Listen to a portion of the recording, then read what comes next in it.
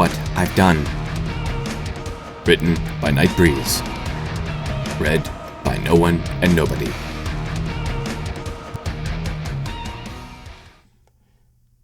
Chapter 5. I tossed my keys onto my table, just glad to be home after such a demanding day at work. It's too late to call Valerie. She'll be asleep by now. Not to mention that she has work in the morning, I thought as I slumped down in front of my computer, pressing the power button as I did so. I put on my headset as I waited for the device to boot up, my mind moving sluggishly as I tried to decide what to play. Not Minecraft. I don't really want to deal with that right now, especially not after falling into the lava and losing all those diamonds, I thought as my computer finished booting. However, as I brought up my Steam account, I couldn't help but feel that something was off. Thinking that it was probably a problem with my computer, I closed Steam and began to run a virus scan, not even noticing the many-legged footsteps that were inching closer behind me. A loud humming noise was my only warning before my entire body exploded in pain. I tried to get up from my chair, but all that I managed to do was roll from it and slump to the ground, whimpering pathetically as I did so. As my sight slowly filled with darkness, I saw a single, thick, insect-like leg enter my field of vision. Then everything went black. I'm not sure when I became aware of my surroundings again, but as you can assume, I was understandably freaked out when I did. I seemed to be floating in a large transparent tank of some kind, the viscous liquid around me making movement slow and sluggish.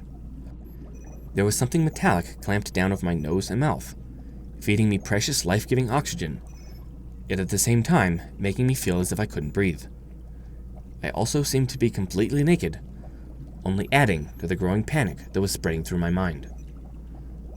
Outside of the glass, I could see a number of insectoid creatures, as well as a large number of glass tanks that were identical to the one that I was floating in. Inside each of these tanks, I could see a single human. All of them were of various different races, with there being a seemingly random assortment of genders.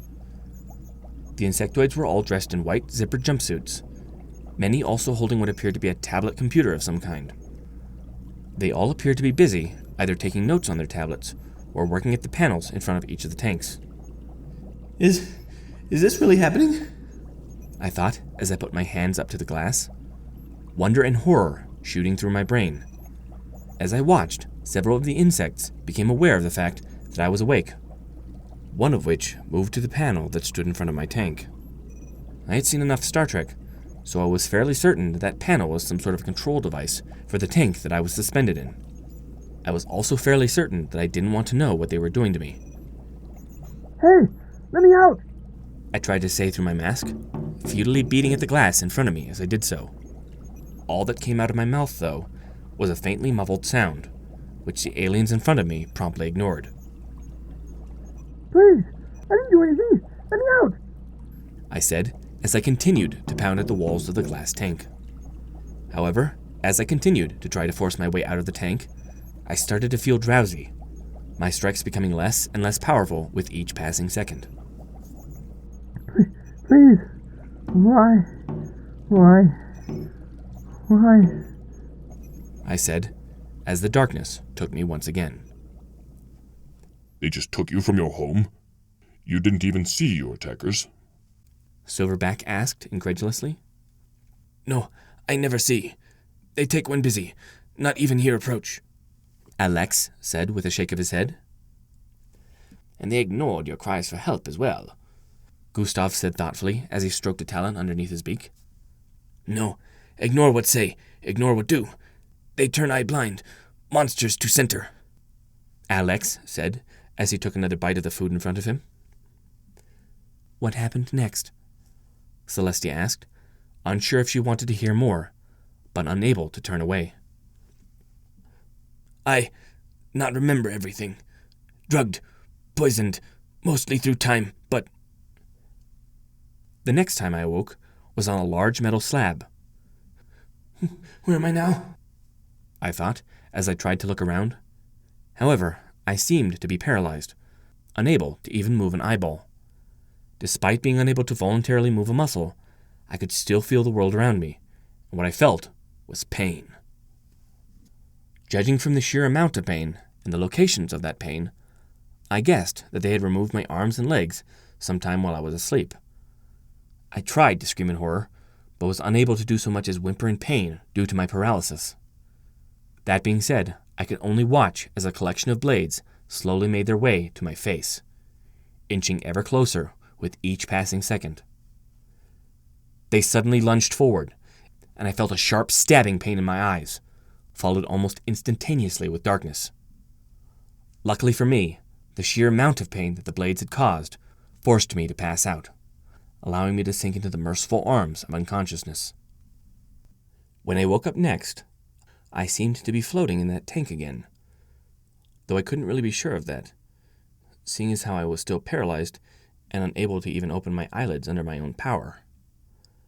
I also distinctly remember them removing my eyes, but for some reason I was able to see light through my closed eyelids.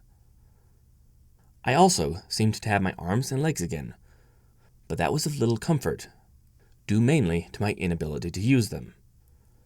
There were also several new pains, most of them centered on my stomach, though one was in the back of my skull. On top of all these new sensations, I also noted that I was wearing something around my neck. However, since I was unable to even open my eyes, much less reach up with my hands, whatever I was wearing had to remain a mystery at this point. What did they do to me? Why are they doing this?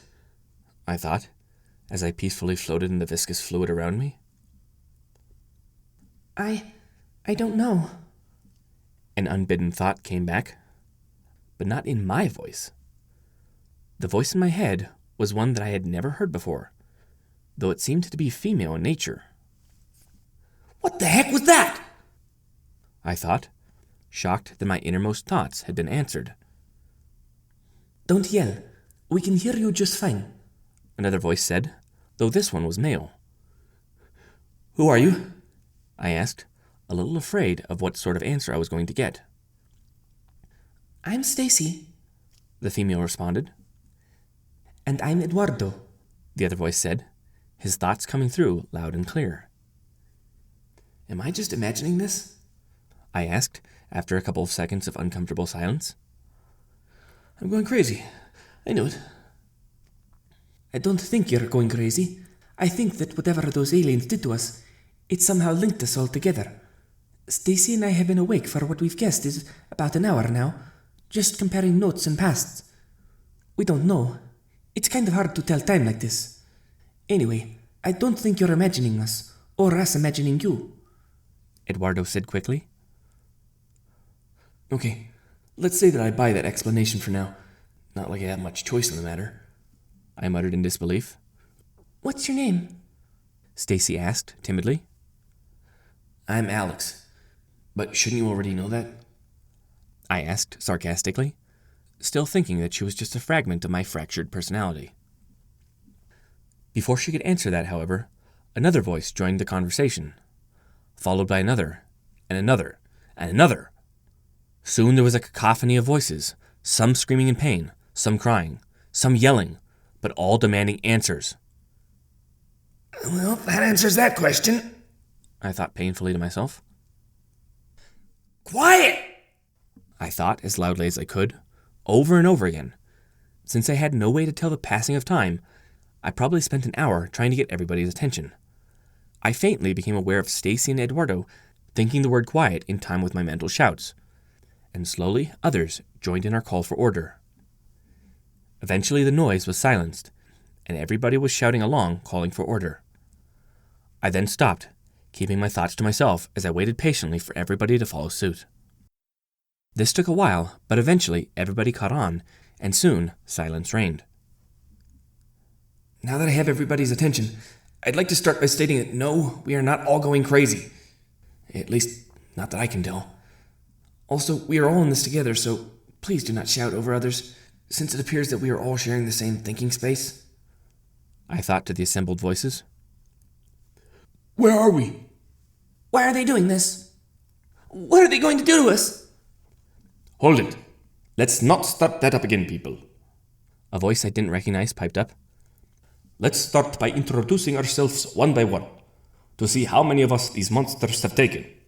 Please state your name and where you were abducted from.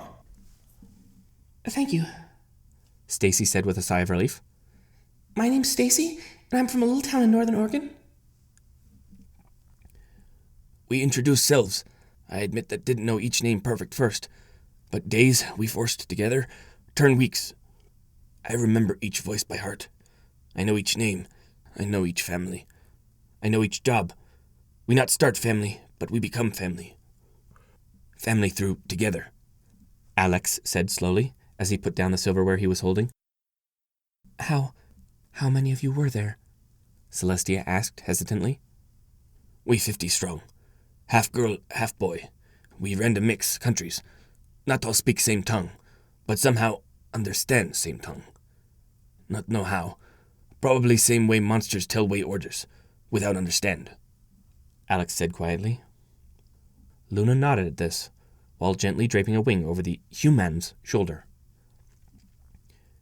You don't have to continue if you don't want to, she said gently. Alex just shook his head at that. No, they important. Their story told. They suffer and die, while one survives. Must tell story. Each one important. 1 was drunk, 3 were drugs, 5 were thieves, 7 were no home. All were important. They brothers, sisters, though not agree with life choices, though of different life walks, yet brothers, sisters in suffering. We come together. We laugh to relieve others' pain. We cry to share others' burdens. We live each other's heads, Alex said, straightening his head proudly. When make escape, each fight honor. We fight, we kill. We win freedom. We agree even if one survive, others live on inside one. We promise to remember fallen, to tell story if got home, to remember each other, to die before forget. I keep promise. I tell of fallen. At this statement, Gustav looked at Silverback with a knowing expression. If Silverback noticed this, he did not show it. Please continue your story. What happened next? Gustav asked as he turned back to face the human. We have nothing do. Think aliens leave us finish growing, yet still awake even though. We assign jobs, start doing things with minds. Find out can think to self, not tell others. Find can think to others, not tell everybody. Exclusion at first, but time went on, and we find exclusion not happen. Bright fame, take job, counter. He count to tell us time. Soft-haired, peaceful child, sing in mind. Keep spirit up. We find ways to entertain. Tell stories, tell lives. Until day come when finish growing. What's happening? Stacy asked suddenly, her thoughts filled with panic. Just like that, Julia's singing stopped, and we all went quiet as we desperately listened for Stacy's voice. What is going on at your end, Stacy? We can't help you unless you tell us what is going on. Eduardo thought calmly. I can see. Oh, heavens above, they've turned us into monsters, she said, horror creeping into her thoughts.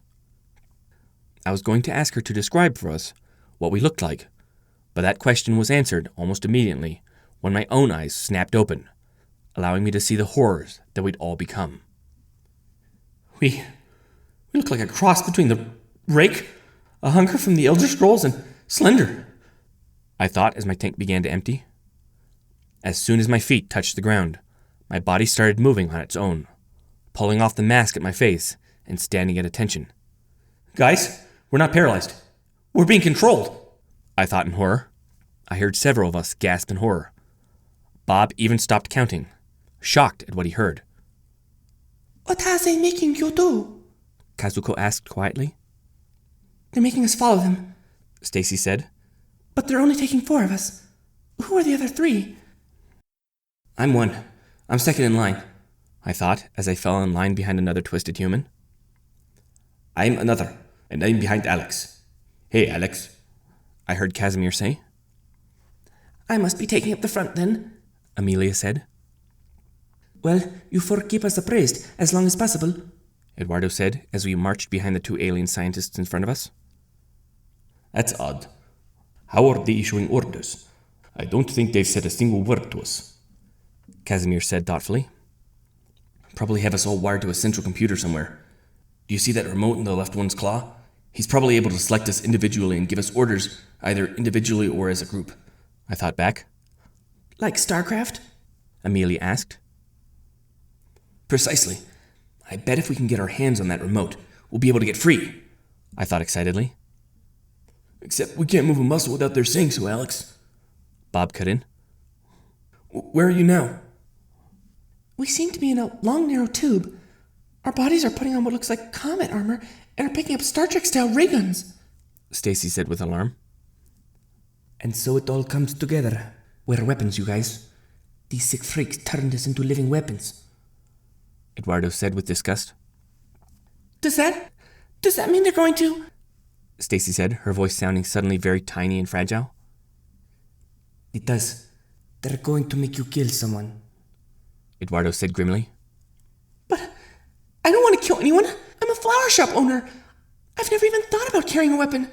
Stacy said in distress. Calm down, Stacy. It's all right. We're here with you. They're forcing you to kill. It's not your fault. Julia thought, just as I took my seat in some sort of narrow tube. Yeah, you guys aren't in this alone. We'll be with you every step of the... I heard Kazuko say, but she was cut off as the tube around us jerked ahead. Kazuko? Eduardo? Guys? I shouted in alarm. Nothing. I think we're out of range. Casimir thought uncomfortably. Yeah, I think so, I said with a sigh. Do you think we'll hear from them again? That we'll survive whatever these monsters have planned for us? Amelia thought uneasily. I don't know. I really don't know, I thought. We waited in that tube for probably an hour. None of us really wanted to say anything, simply because there was nothing to say. At one point, Amelia started to sing Amazing Grace, though none of us felt the desire to sing along with her. Finally, the tube bumped roughly against something, and the wall in the back opened up to reveal actual sunlight. I almost forgot what that looks like, I heard Stacy say in awe.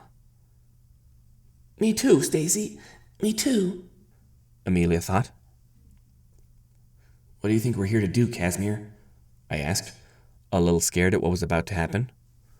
Before he could answer, however, a voice suddenly cut through our thoughts, driving deep into our brains and flooding our minds with information.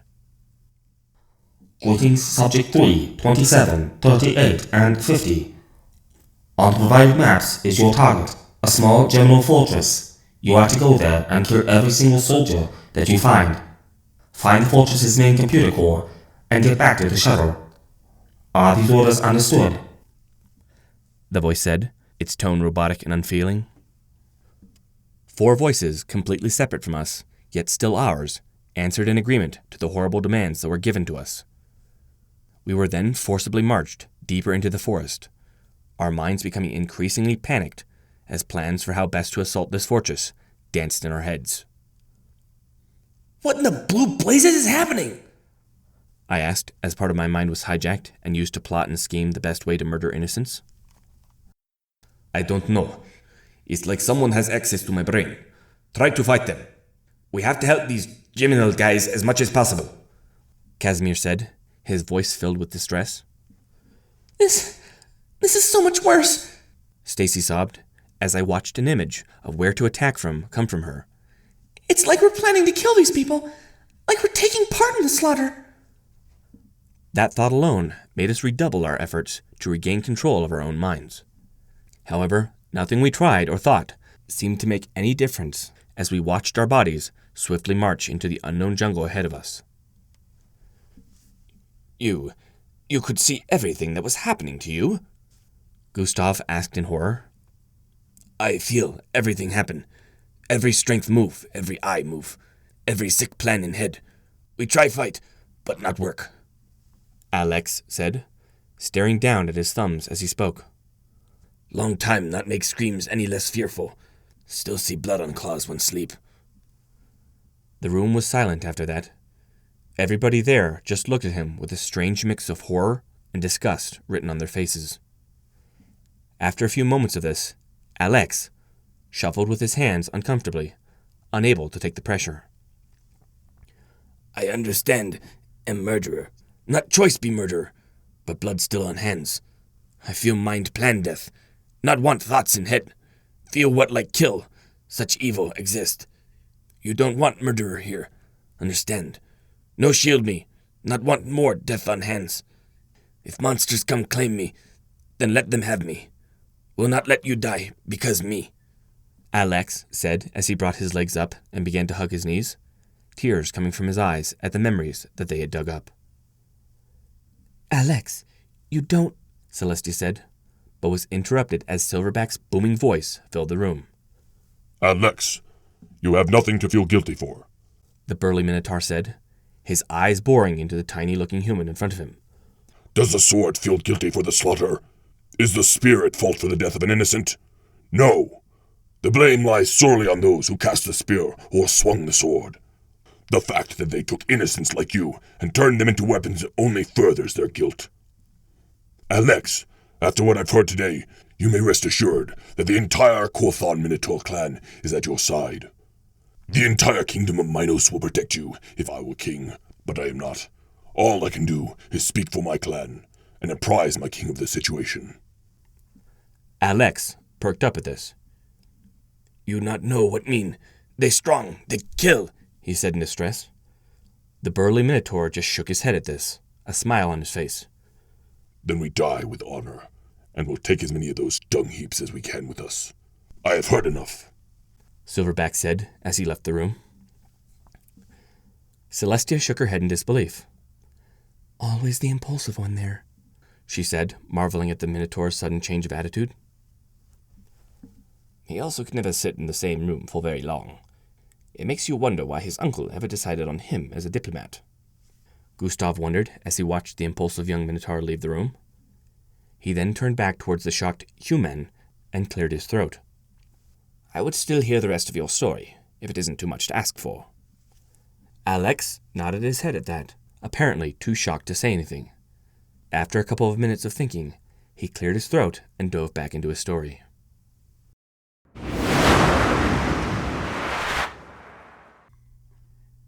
If you're enjoying this reading, consider checking out the non-copyright infringement version available on Amazon Prime. See link in video details for more information.